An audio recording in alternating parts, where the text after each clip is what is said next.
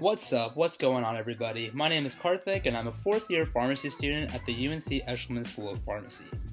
I just finished the MBA 849 class at the UNC Kenan-Flagler Business School, also called Entrepreneurs Lab. Before we start, I want everyone to take a quick moment to think about how they define entrepreneurship. How many of you guys thought about Mark Zuckerberg or Steve Jobs? While these are great entrepreneurs, tech CEOs are not the only entrepreneurs.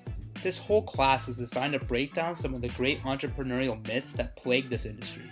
We listened to guest speakers from all over the world, read books by many authors addressing many different lessons, watched documentaries and movies, and finally interviewed entrepreneurs to understand their story and get an idea of their secret sauce just to dispel some of these myths.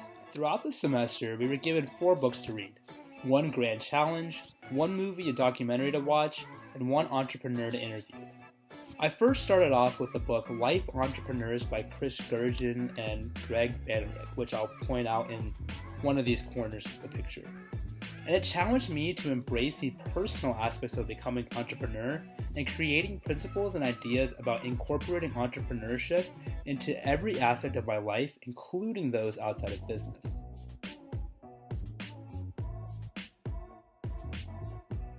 Next, I read Burn the Business Plan by Carl Schramm and spent the whole book just completely mind-blown about the different aspects of entrepreneurship.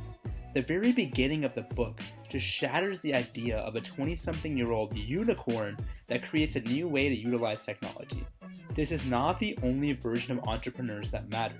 Let me repeat that. This is not the only version of entrepreneurs that matter. In fact, most people become entrepreneurs after their 40s and after getting experience working in that industry. Schramm's controversial personality runs through the entire book as he challenges many of the ideas that we have.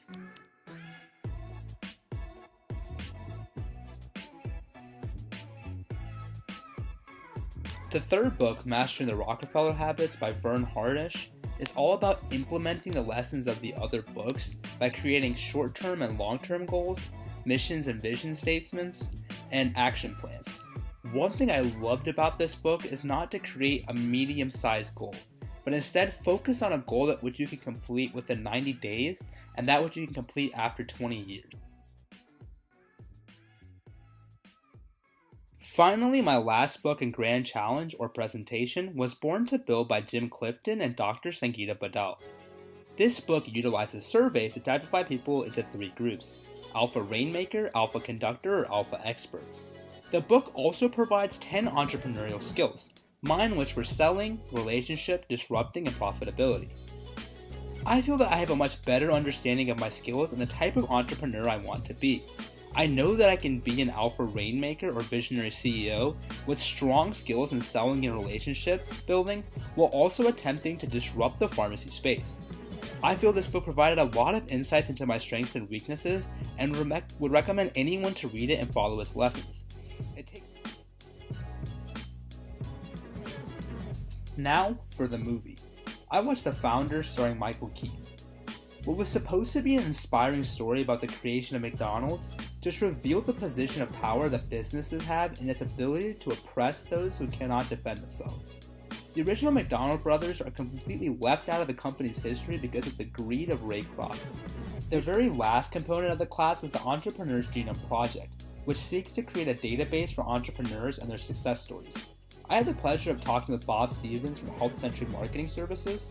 Here I learned about his journey, his drive, his persistence, all of which got him to the position that he's in today. And that's basically it. I would highly recommend everyone at UNC to take this class even if you don't think you're an entrepreneur. I'd personally like to thank Ted, Aspen, Sam, and everyone in my class for a great semester, and if you like what you see, please subscribe.